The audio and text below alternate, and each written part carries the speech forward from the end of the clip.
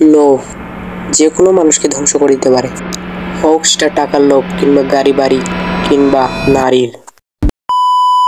সাল 1935। আজ থেকে 90 বছর আগে আমার বড় বাপ মানে আমার নানির বাপ একটি গাছের নিচে বসে নিজে গান শুরু করে দিল। গানের কারণেই নিজেকে গর্ভবতী মনে করত, নিজেকে নিজেই গর্ববোধ করত। দুষ্ট কোকিল ডাকে রে কক কক কক কক কক, মনে বাঁশি বাজে রে কক কক কক। মূর্খ মোটা কণ্ঠে গান গায় রে, মনের বাঁশি বাজে রে কক কক কক কক, দুষ্ট কোকিল ডাকে রে। কিসে গানটা গায় না? কেন ভাই? ওই দেখ বঙ্গবন্ধু।